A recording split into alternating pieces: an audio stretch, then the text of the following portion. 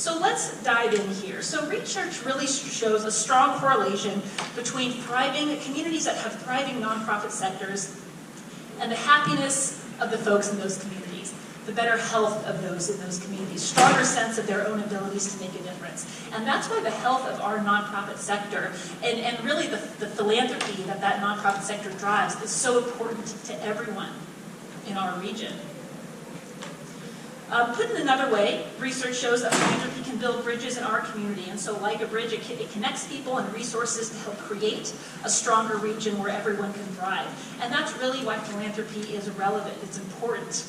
It's good for our community. It strengthens those relationships and builds trust. And we aren't just talking about that big dollar philanthropy, right? We're talking about $10 donations. We're talking about people who go out in an afternoon and volunteer their time. I think when a lot of people hear the word philanthropy, they're talking about those big gifts and people who are volunteering their time and their skills and their other resources. That is a huge part and is just as important in the space of philanthropy.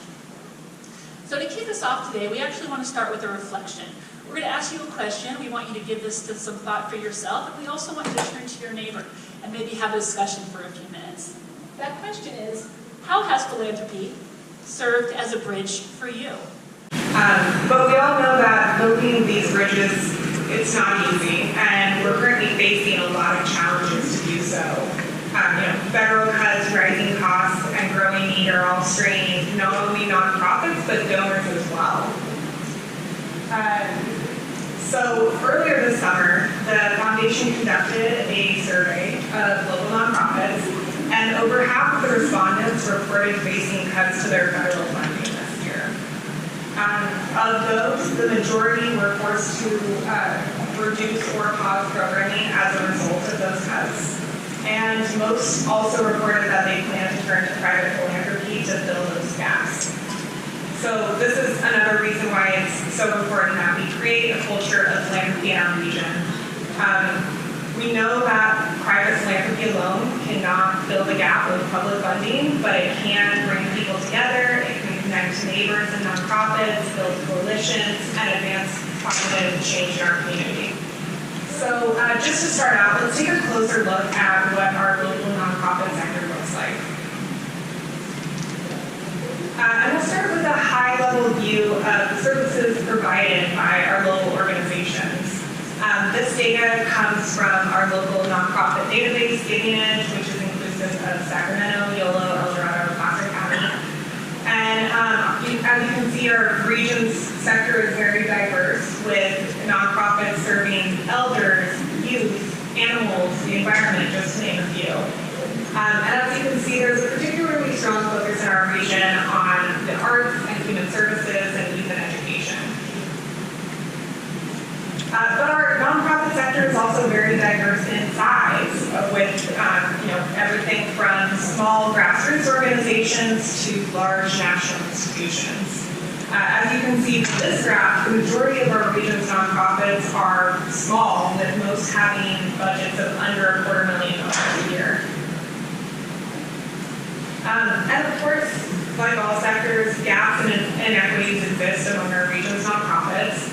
For example, we know that leadership across organizations does not fully always reflect the communities that we serve, with only 22% of local nonprofits reporting an executive director or board chair that identifies as Black, Indigenous, or person of color. We also know that these organizations often face fundraising inequities when compared to white-led organizations. But we also know that there are many people in the region, like those in this room, that care very deeply about sustaining our local nonprofits. As a community foundation, we see this generosity every day. The stream map reflects the mission categories of grants that have been awarded by the foundation over the past 5 years. It's inclusive of our giving program and our GivingEdge program as well. And you can see education, human services, and the arts proportionate to the other categories. However, healthcare, civil rights, and the environment show that donors are actively giving and engaged in meeting the responsiveness to evolving community needs. But we also know that more funding is needed. funding without restrictions, 70% of nonprofits on Giving Edge report needing more unrestricted funding in order to support their general operations and fulfill their mission. This is among the highest reported need for local nonprofits. I'm sure a lot of the nonprofit professionals in here would not be surprised by that. So what do we know about giving trends? Nationally, philanthropic dollars are rising. We saw a 3% increase across the U.S. in giving from 2023 to 2024, even when accounting for inflation. However, we also see that fewer households are giving.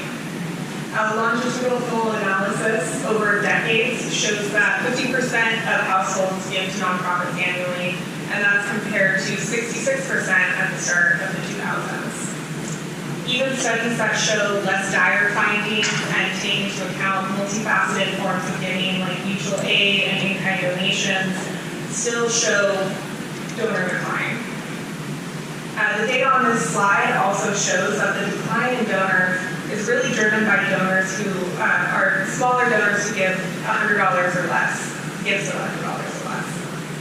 And this category is seeing the biggest decrease in retention year over year, with an 11% decrease at the first quarter of this year.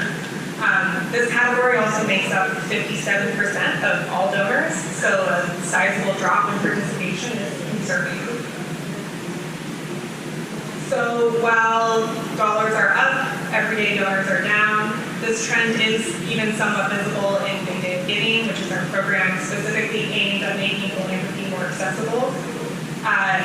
Although it is working, we do see the number of donors increasing at a slower rate than the average gift size. From 2018 to 2025, we saw a 48% increase in the average gift size during Big Day of Giving, while the number of donors per organization saw a more modest 10% increase. So while big gifts are important and sturdy donors who are capable of making them makes perfect sense for fundraising professionals, the fact that giving is becoming more top-heavy is concerning on a macro scale for a number of reasons. Relying on fewer, bigger gifts concentrates risk. If a major donor steps away, a nonprofit is going to feel really strained. Small grassroots organizations that rely heavily on community-driven support are also more likely to be impacted by a decline in small donors. Volunteering has also seen decreases with historic lows during the pandemic, although we have seen that recovering slowly since then. Volunteering is actually up 6% in California since 2021, but 43% of local nonprofits still report to us that they need volunteers. So why does this matter? To put it plainly, the declines in people giving and volunteering mean less stability for our local nonprofits. It also means fewer voices shaping funding and services in the future of our community. So it's important to remember with all of this that most people still hold generosity as an important value in their life. In a recent survey, 74% of respondents said that they aspire to be generous. So this decline in giving is not because of a lack of desire to give, but shifts in the economy and culture and institutions are making it harder for them to act on that desire. Of course, these factors are all intersect in many ways that create more challenges for some groups over others. And there's also other factors that go into this, like changes in tax policy that affect giving behavior. But let's get a sense of what challenges we're currently facing with growing giving. For one thing, economic instability and inflation have limited household giving. I don't think that would be a surprise to anyone, especially because volunteering and giving are both resource dependent. In a recent survey, 57% of respondents said that they chose not to give when asked because of financial constraints, and 2/3 said that they couldn't give as much as they would have liked to because after meeting the needs of their family, which obviously come first. Everyday donors are having to contend with factors like inflation, stagnant wages, rising housing costs, and more. And as income inequality continues to grow, it becomes harder and harder for more people to engage in philanthropy. We also see that younger generations are more likely to give differently. Numerous surveys on giving behavior have shown that younger respondents are more likely to express a preference to give directly to individuals in need rather than giving to nonprofits. In a 2022 survey, 76% of respondents aged 18 to 34 agreed with the statement, "I prefer to give directly to individuals in need and not be in nonprofits." And this is 30 points higher than those 50 or older. So regardless of age, the proliferation of platforms and options are creating more opportunities for people to choose crowdfunding and direct support rather than giving to traditional organizations. Another factor is declining donor decline is broader erosion of trust in institutions. Government, big business, media have all seen steep declines in public trust over the past decades. Historically, nonprofits have been the most trusted institutions. However, trust in them did slip from 59 to 52% from 2020 to 2023. But the good news is we have seen a rebound on that to 57% in 24, so it's going back up a little bit. But studies have found that engagement is key to combating this. Those who donate and volunteer and interact with nonprofits on a regular basis are much more likely to trust the sector. The challenge with this is that trust and participation feed into each other. When people stop giving and volunteering, they lose trust and familiarity, which can lead to further declines. And this mistrust loop can really hurt donor loyalty and retention. So, after all that happy news that I get to share, before we move on to Chelsea for some models on that could possibly combat these declines, let's take a moment to consider which of these factors, if any, have you noticed or experienced in your personal or professional life, if any. So we'll take a few minutes just to talk with our neighbors again. So let's jump into this next section. We're going to explore some trends and models that really are lowering those barriers, emphasizing community, and really connecting giving with personal values. So let's start by talking about values-based giving. So, this really lets people align their philanthropy with what matters most to them, really making generosity a personal expression of identity and community. And you might think this is kind of how it's always been, but I want to touch on some new models that are really breathing some new life into this space. Let's first talk about donor-advised funds, or DAFs, as they're commonly called. It sounds like some of you have heard of these before. One of the fastest growing ways that people are giving, and they really are a powerful tool of aligning philanthropy and personal values. And so, as you may know, folks are able to open DAFs with monetary gifts and are able to contribute when it's financially strategic for them to do so, and then they're able to make grants over time for the causes that matter most to them. DAFs really offer that flexibility. They're really appealing to new donors and the younger generation as well, because DAFs can support many different organizations and causes. They really give donors the freedom to tune into their values and to utilize their donor-advised funds to give to the causes that mean most to them.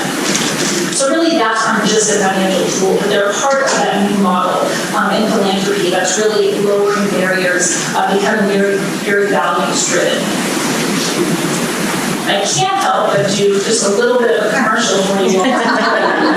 But as an aside, DAFs did originate at community foundations, though many commercial firms offer them now, as their popularity have really boomed. I get the pleasure of working closely with our donor-advised fund holders every day. I wanted to just point out a couple of things. If any of you out there are considering opening a donor-advised fund in the future, it's important to weigh your options.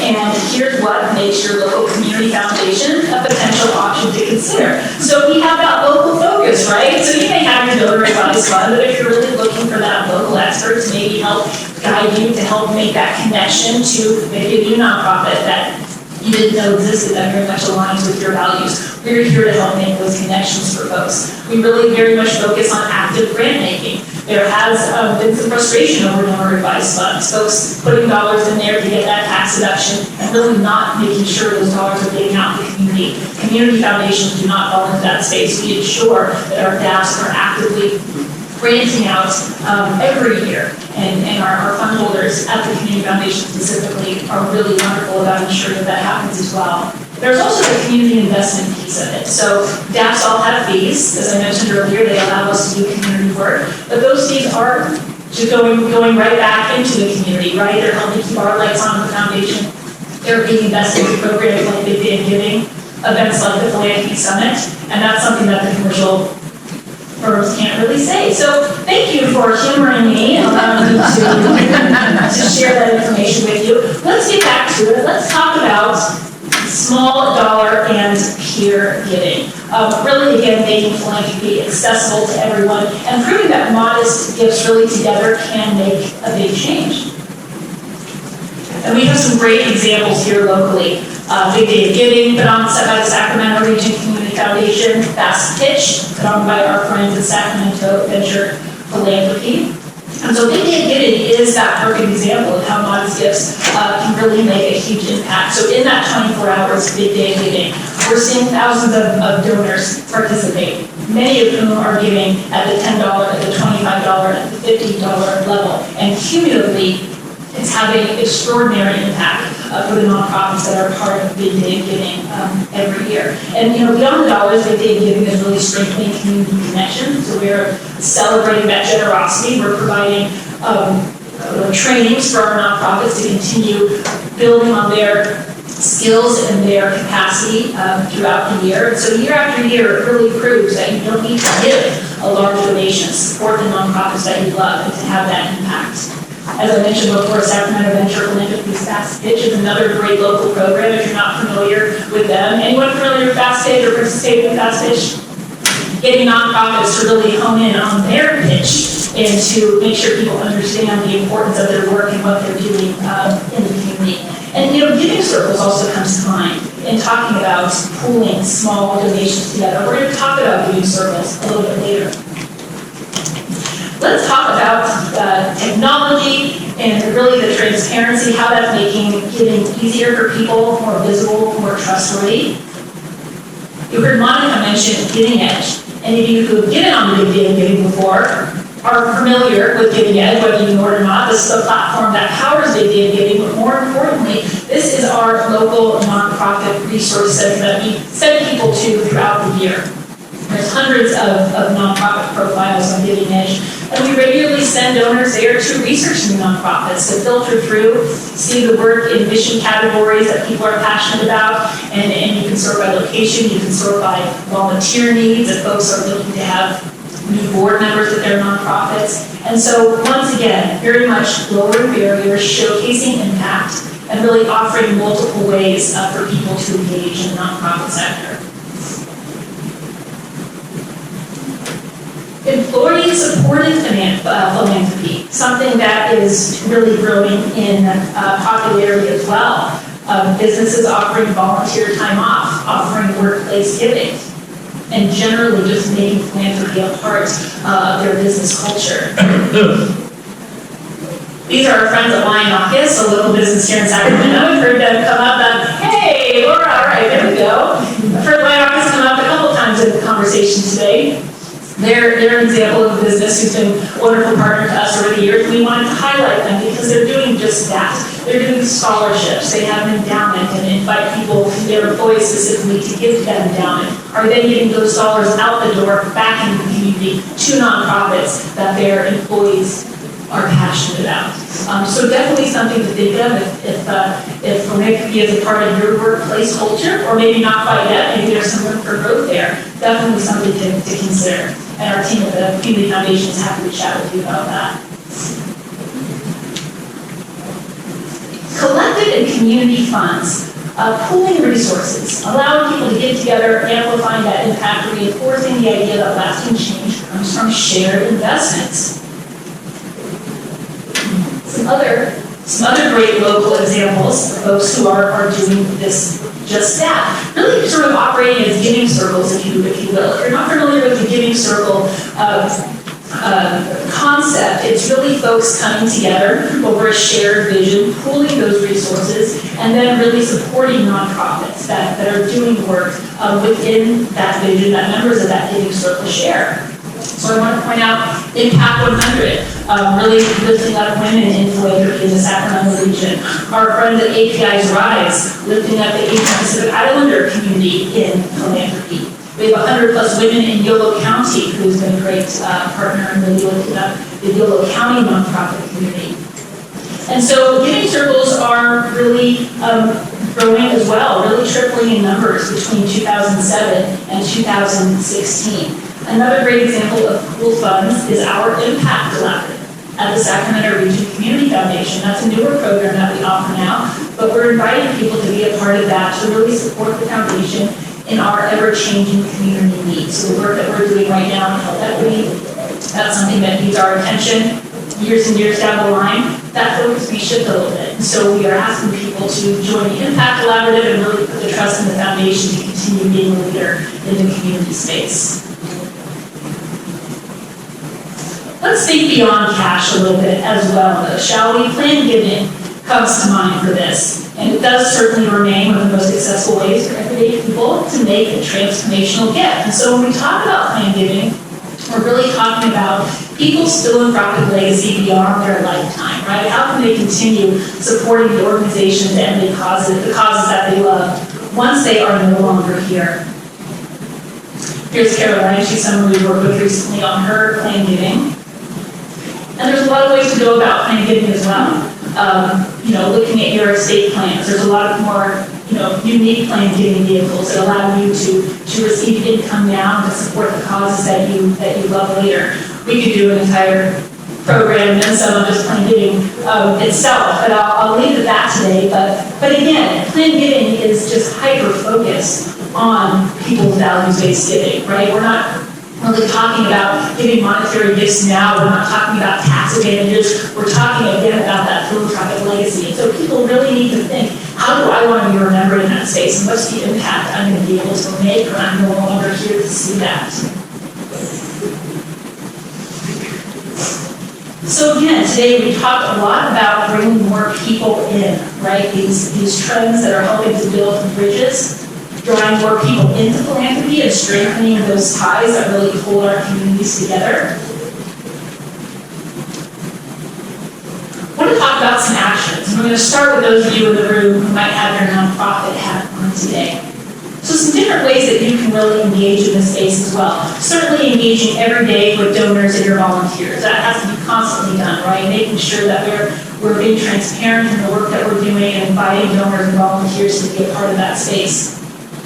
Offering flexible ways to give and participate. This is where non-cash gifts can come into play as well. This is where volunteerism can come into play. Think about different ways that people can get involved and contribute at your organization.